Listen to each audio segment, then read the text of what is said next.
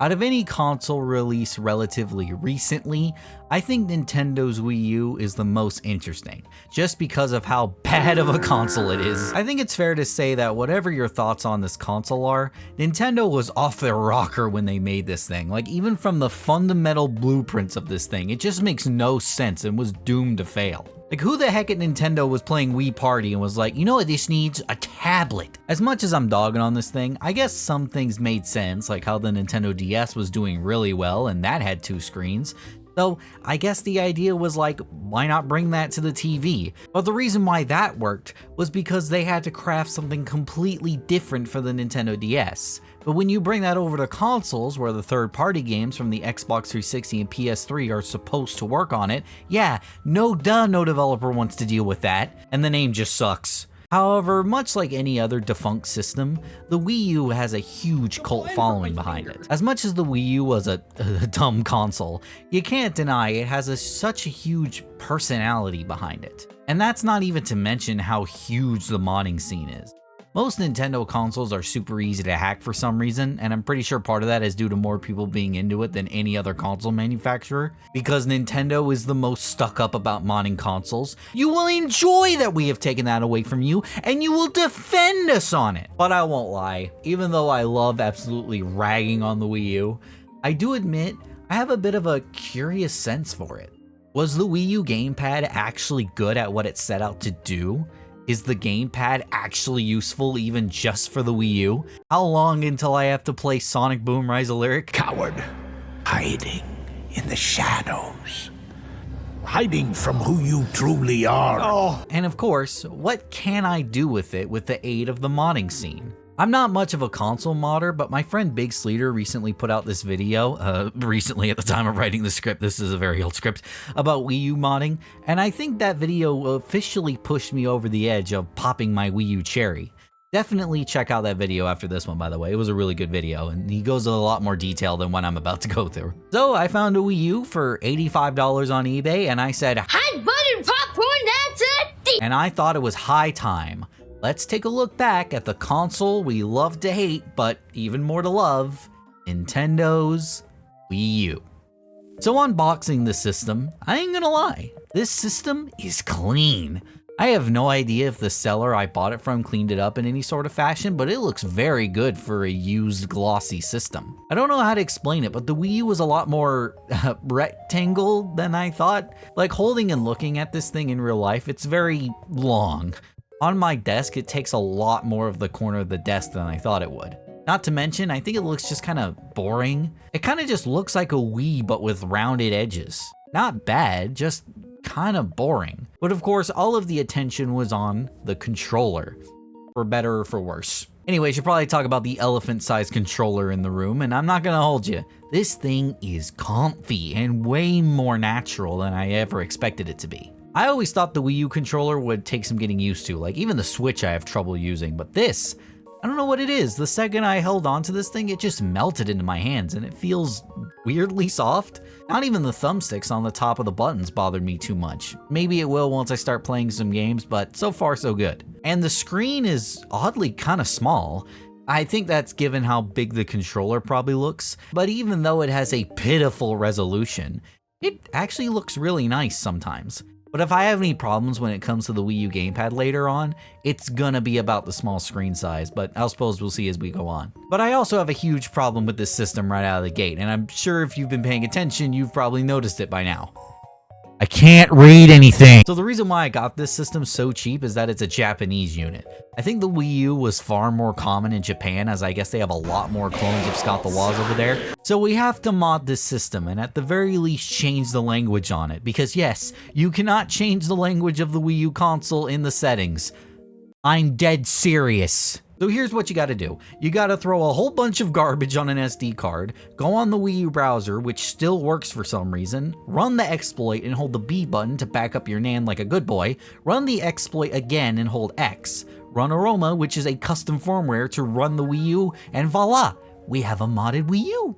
Oh, and I should probably say, don't use this as a guide to how to mod your system because this is probably going to be outdated in the next couple weeks. The modding scene is very quick to change things, and of course Nintendo's legal team is also very fast, so there's a chance that when you're watching this, either Nintendo has cracked down on modding or there's simply just a better custom firmware or different way to work it entirely. But we still have a problem. I can't read anything. So we've got to use a weird method of doing this. We have to use a software called FTPU Everywhere to use as a way to send data to the Wii U's internal storage and then basically replace all the text with an English patch. It's crazy, but it works. Kind of. While I'd say about 95% of the menus were English, the built-in apps in the Wii U like Mii Maker and Miiverse are locked to the Japanese version because they are the Japanese apps.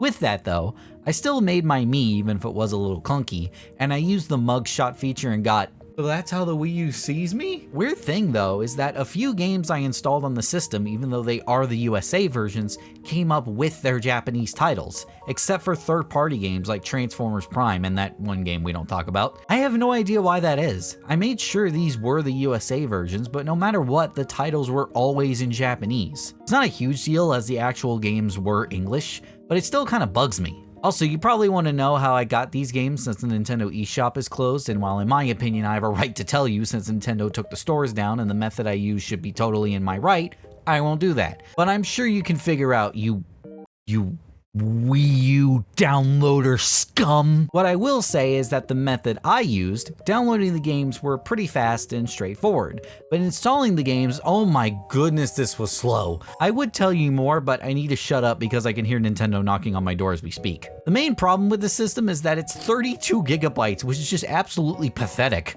I ran out of storage on this thing quickly just downloading a few games, with the biggest being Transformers Rise of the Darkspark. This game should give you gigabytes for having this on your system. So I got a couple of physical games and a USB drive, which is taking a while to arrive. So let's keep talking about the system itself and its other features. And I apologize if there are moments in this video where it looks like you're basically staring at nothing, because you are. Because the system is still reliant on the gamepad, it's annoying. You can't even control what's on the screen with the gamepad on the home screen.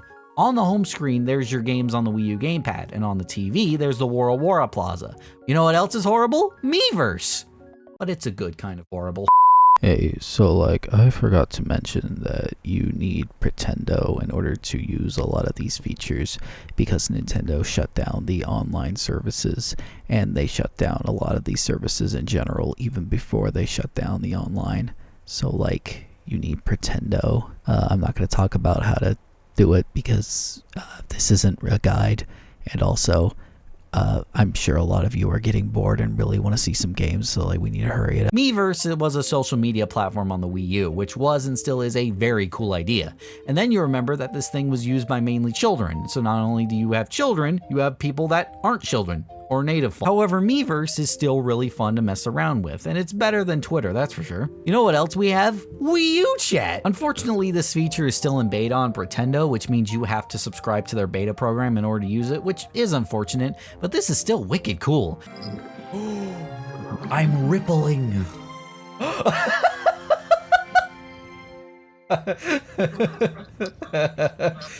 I'm just gonna do that. I'm just gonna put that audio and all, because the audio and all and it rippling is just too good. You can even draw on the Wii U Gamepad to interact with whoever you're talking to. It's awesome. The audio doesn't come through the TV, only through the gamepad, which was a little annoying, but we talked through Discord, so that wasn't really an issue. Both Miiverse and Wii U Chat really did make this a very social platform, which was really cool and hasn't been replicated on a system since, because, you know, people. But now what you all really want to know about, the games. I played a good handful of games to test out the system. I wanted to try a good handful to really give this abomination of a screen a chance to shine. What you're gonna run into though is that a lot of games just do not use the Wii U Gamepad, like whatsoever. Not even the way they use it is clunky, like genuinely, they just don't use it. Transformers Prime, a launch title for the system, doesn't use it. Transformers Rise of the Darkspark also doesn't use it, which, yeah, I know, I don't know why I played this game either, but I just had to see if the Wii U version made anything better. And no, of course it didn't, because it's Transformers Rise of the Darkspark. Not only does it look worse, but the performance on it is terrible. In the first level, there's this bridge that collapses, and on the PC version, it's fine. But on the Wii U, it's like a slideshow. But of course, we're talking about Transformers Rise of the Darkspark here. But some Nintendo games didn't even use it, like Yoshi's Woolly World. Great game, but both this and Rise of the Darkspark just duplicate the game to the Wii U Gamepad, which honestly was more distracting if anything. But hey, I guess it's better than Donkey Kong Tropical Freeze, which literally shows nothing on the Wii U Gamepad. And I don't mean nothing, I mean genuinely, it's nothing but a black screen. But those are outliers, of course, because now we're gonna play some official games, and even some unofficial games, to prove the worth of the Wii U Gamepad, and see if there was something that even Nintendo didn't see in this gamepad. We're gonna of course start with the launch title for the system, and what was meant to be the Wii Sports of the package, Nintendo Land. Nintendo Land, like Wii Sports before it, was supposed to be a tech demo of all the things that a Wii U Gamepad could do. But instead of generic sports, it's all presented in a theme park setting with mini games revolving around Nintendo franchises. Great idea and execution, though to be honest, it kinda limits the interest in the title. Wii Sports was very simplistic and appealed to literally everybody, while Nintendo Land kind of only appeals to Nintendo fans. But that sort of criticism has been done to death for this game, but what did I think about Nintendo Land as a Nintendo fan? I think there's a lot to love about Nintendo Land. Really, there is. I mean, are you seeing these graphics? This game looks incredible, as technically this was the first Nintendo game ever in HD, and they knocked it out of the park. But I think the mini games just aren't very, I don't know, substantial? Now, I will admit, I am missing out on a massive chunk of this game's content, and the reason for that is because a major portion of why people talk about this game is its asymmetrical multiplayer games, with not much conversation going towards the single player offering. The problem with that being, I don't know a living being who would play Wii U with me in 2025. So a major portion of this game's content is basically inaccessible for me, simply because I have nobody to play with. But what about those single player games? Do any of them hold up? Not really. A lot of them are just cool I guess games. No, not cool games, cool I guess games. Like you play it for a bit and you're like, cool I guess, but it doesn't leave much impact. There's this one where you draw a path for your character in order to get all the fruit while not hitting any obstacles, with everything being up on the TV and nothing being on the gamepad. Kind of fun, I guess, but this isn't wow-worthy. This feels like a mobile app. Same with this other one where you're a tiny cart trying to make it to the end without blowing the fuck up, or about this F-Zero game where you use motion controls to steer and use the gamepad screen as an overhead to see the full track. Fun ideas, but all of these mini games could just be done with the 3DS. The only drawback I can kind of see is with the Yoshi cart, you could technically see both screens at the same time. But with the Wii U, you kind of have to dart your eyes more dramatically back and forth, but that's not enough of a drawback to make it not fun. And again, this game doesn't make me want a Wii U. There was this one pretty cool minigame where you're a ninja and you throw ninja stars from the gamepad to the TV. That one was pretty cool, but that's the only one I felt some impact from. And really, it's not even that impressive, because you could just do this with the Wii Remote and the A button. The only thing that's kind of impressive about it is the fact that the Ninja Star goes from the gamepad to the TV. But when you really think about it, it's not even that impressive. I guess one cool thing about it is if you're playing the game on the gamepad, like this Metroid game, the TV gets a little bit more of a cinematic view of what you're doing. So if somebody walks in on you playing, they get a cooler thing to watch, especially if the game you're playing heavily uses motion controls. How is someone gonna keep up with that? But I digress. As a single player game, Nintendo Land makes me more depressed than anything, because there's so many games that either need another player or just flat out be better with another player. Yeah, Wii Sports did kind of feel like it would be better in multiplayer, but it still felt like you could have a ton of fun by yourself.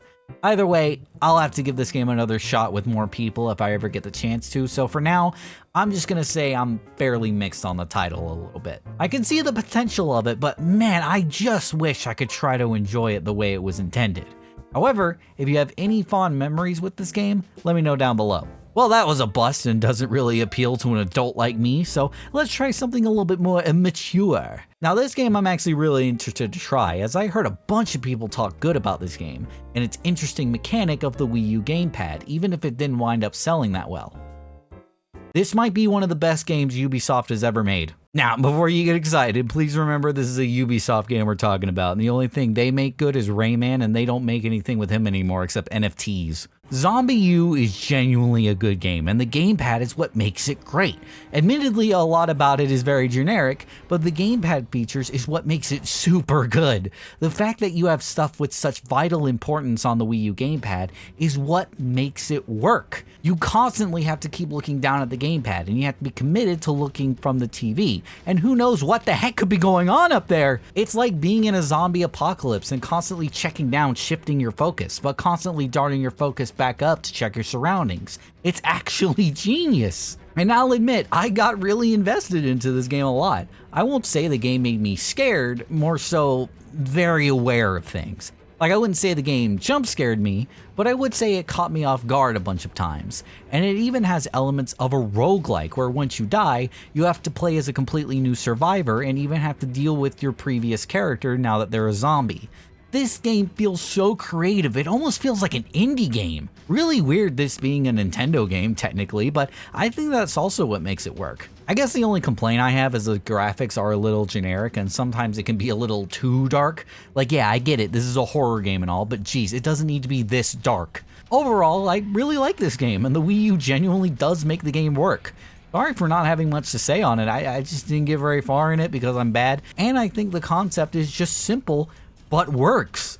I couldn't imagine this on other platforms, which Ubisoft eventually did put it on other platforms after the game didn't succeed, even stripping the U out of the name. Now that's just kind of sad. But what happens when you bring a multi-platform game over to the Wii U? Batman Arkham City Armored Edition. I've actually never played this game before. I was never really a Batman guy, was always too shady for me, I never really liked them. But recently, I've been starting to get into more Batman media, like the Robert Pattinson's recent movie, and then that eventually got me to watch the Dark Knight trilogy, which is amazing. So I kinda like Batman now. Either way, this is my first time playing Arkham City. I remember playing Batman Arkham Origins one time, and I was playing it for a commentary channel I used to have with some friends years ago, but I remember like nothing about it, and I got stuck in a stealth mission anyway. I always heard that Arkham City was the best of the bunch, and if this is anything to go by, oh yeah, I see this game was really cool. I don't want to talk about this game too much as we're focusing on what the gamepad does for the game, but safe to say, if I wasn't making this video, I would have played this game for much longer. The intro of the game was really cool as you start out with Catwoman, which you know, I get the best for me. And then we play this whole sequence as Bruce Wayne being taken into Arkham City, which I think just made for a very investing opening intro. But once we escape from Arkham City, we climb up this building and get our Batsuit, and we get a quick tutorial showing the game's Wii U exclusive feature,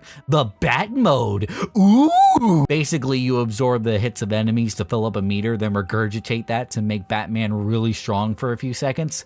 That kind of feels like it makes the game too easy, but I guess it looks cool. By the way, before I go on to talk about the gamepad functionality, there was this one part where you're taking out enemies in stealth mode and you literally go behind a wall and break it open and knock them out. I thought that was cool as shit. But now for the truly exclusive features of the Wii U gamepad. And I wouldn't say it makes Batman Arkham City better, rather more immersive.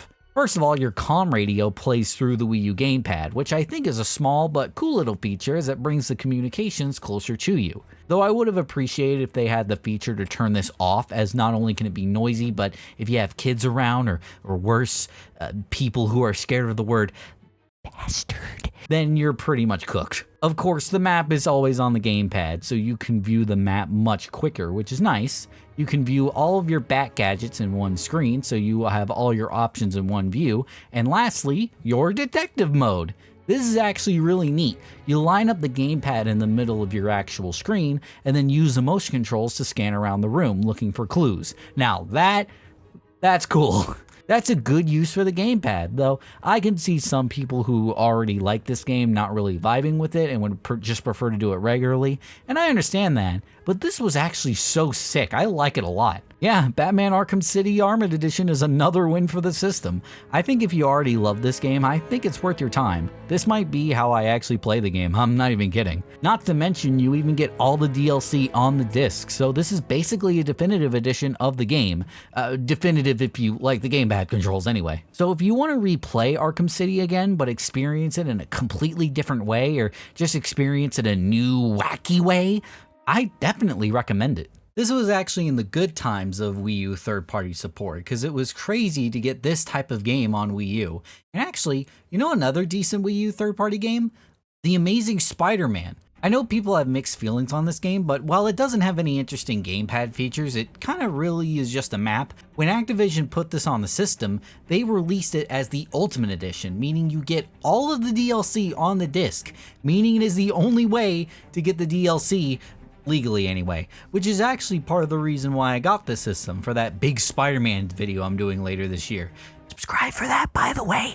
It's really long. But also, it wasn't a good time for third-party support because we also got shovelware, Game Party Champions. But hey, it's just a simple minigame collection with no story mode. I know it was tough growing up without a dad. That had to have sucked, but I'm tired of the mopey attitude. Okay, why is Spider-Man yelling at me to get over my dead dad? Who is this dude? My brother? My best friend? Partner in crime? Okay, I'm not gonna get into it because I don't have the time, nor do I have the brain power, but this game actually has a huge rabbit hole behind it.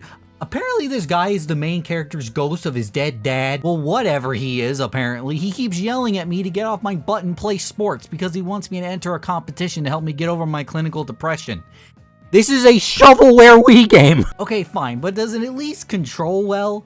No! These games unnecessarily use the gamepad when this game could have been used with a Wii remote and would have controlled far better that way. Yeah, when you have to switch baskets in a hoop shot minigame, it's a little bit harder with the giant tablet that you have to actually swipe to perform the action. Why was this a launch title? People were already scared enough of the Wii U. Who let this thing pass? And why does the game have performance issues? Ugh, no. What's up next? Scribblenauts Unlimited! Ah, what a delightful game. A game where you get the magic book that turns everything you write into objects. One day, this boy and girl drew a rotten apple for this homeless old guy, and he cursed the boy's sister to turn into stone. This feels like a messed up nursery rhyme. So a nursery rhyme. I've never played this game either, by the way, and let me tell you, it was a nice surprise. In order to save our sister from becoming Medusa's wrath, we have to go around town and use our book for good things to earn stars. What a wholesome idea for a game. How do we get this pig to fly? F***ing wings, dip. Find something to brush this pig. Margarine. Try using soap. Ugh, fine. Dishwashing liquid. The pig looks great. Use an adjective to increase the pig's size. Ginormous. Try something to make the plant grow. Motivation. Try something else to make the plant grow. Thunderstorm. Try making it rain. That's what I did! Noah's Ark 2: The Second Flood. There's even some things you might think of as a joke, but it turns out to work really well. Like this girl who lost her cat. Well, you know what this calls for? A superhero. Oh, no way. I want someone to entertain me. You know what this calls for? This calls for a dancing fish. Whoa, where did everybody come from? I started a party. Give me something to perform a surgery. Well, you know what that calls for? A wrench. What the? I love this game. Maybe a little too much. I would probably advise you to get this on PC or something like that, as it's probably the best platform for this, as it's literally a typing game. But for the console players, this is for sure the best version, because typing with the gamepad is a lot better than with the controller. You even get some Nintendo items in the game. That's sick. But I think you get all these items in the Nintendo 3DS or the Nintendo Switch version, which work just as well. Though with the drawback, you can't have your playthrough on the TV, though maybe that's a good thing. You can't make Bowser this guy's sidekick, though. And you know what? The mayor ain't pulling his weight around here. I will say, though, I was expecting this game to be one of the ones I actually draw. But honestly, that's a good thing, considering all I can barely draw is lines. So let's play a game all about drawing lines. Kirby and the Rainbow Curse. Kirby and the Rainbow Curse is a sequel to Kirby Canvas Curse on the Nintendo DS, which I'm shocked there weren't more of on the system. But yeah, it's basically just that game, but with this amazing claymation that I love so much. God, I wish I could enjoy it. You see this footage you're seeing on the screen? Looks pretty cool, right? Yeah, imagine having to only see this game on a 6.2-inch screen with a resolution of 854 x 480. They put so much effort into this game's graphics. Like really, the game looks amazing, but you only see a small glimpse of it because the tablet screen is so garbage. I'm actually jealous of you. Heck, I'm jealous of myself in the future watching this video because you get to see this game in a much better state than I get to when I'm playing the game. The brief times I get to look up from the gamepad on the TV, I'm like, wow, this game looks great. But then I have to look back down at the sad sense of reality. The game's fine, by the way. But I have one more game here. The most controversial game on the Wii U. The one that Nintendo literally threw everything at to make the Wii U finally feel like it made sense. This was supposed to be the biggest title for the system yet. Not only rebooting one of Nintendo's most infamous dormant franchises, but revitalizing it with the absolute majesty that is the Wii U Gamepad. Star Fox Guard.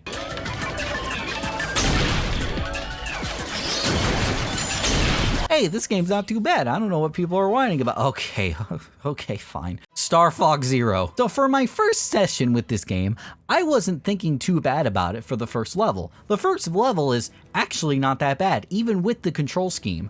I felt like I could comfortably switch between the TV and the Wii U Gamepad pretty quick and effectively. If you don't know anything about this game was under massive controversy for using the Wii U Gamepad as a first-person mode to help you aim better. So it's like Star Fox, but you play it with the tablet. And a lot of people just did not like this control method whatsoever. They thought it was dumb. But like I said, for this first level, I thought it wasn't too bad. Things get a little weird in all range mode, but I was getting my bearings together, you know, it was fine. But then we get to this boss and it just throws all that out the window. The TV is essential for you to be able to see your surroundings. So tell me why they thought that the TV's camera should look like this. You are completely reliant on the Wii U Gamepad for this section of the game. And it's so dumb because it isn't viable at all. Why is the camera zoomed out this much to where I can barely see Star Fox and I can't see in front of him? Then we get to the next level and the game just takes a shoot up in difficulty. Like, oh my goodness, you expect me to get used to this control method with enemies that do this?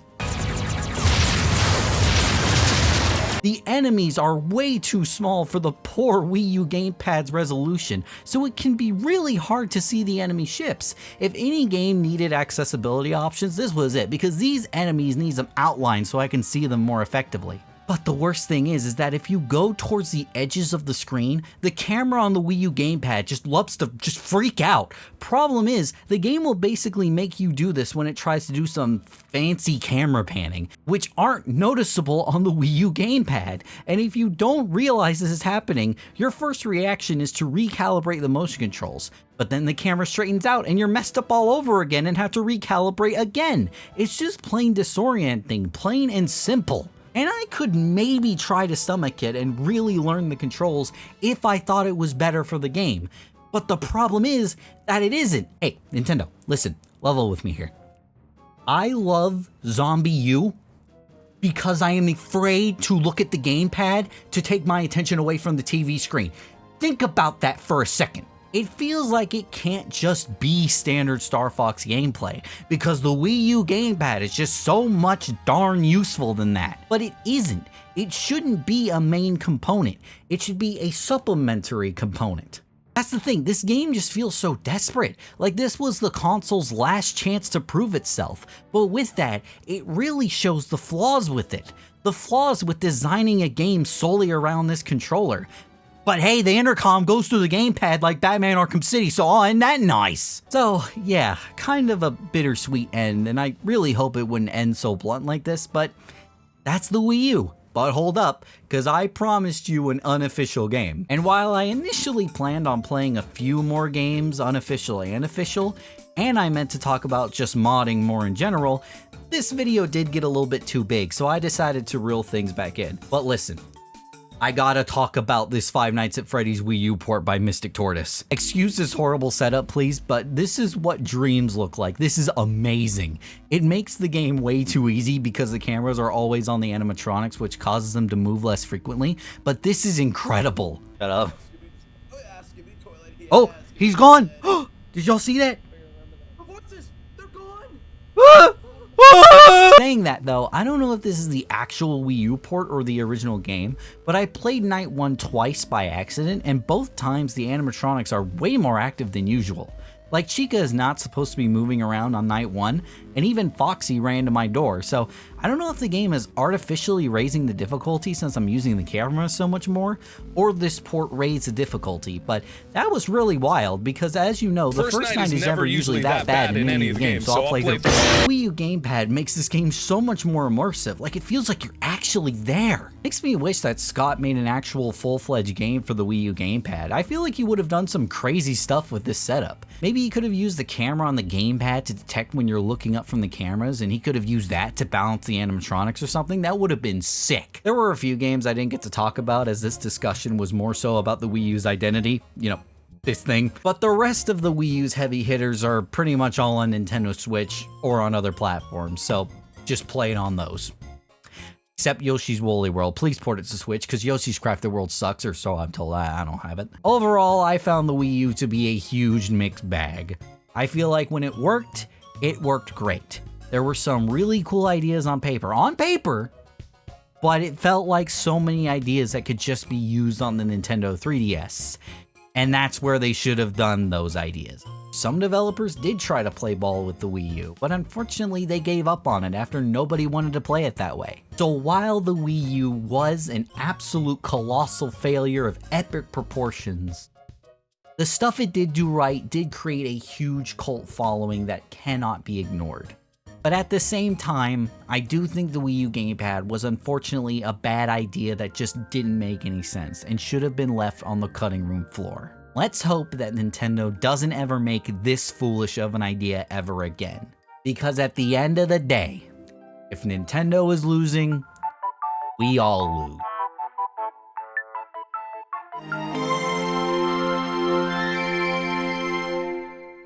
Oh, I meant to tell you, you forgot to take your Adderall!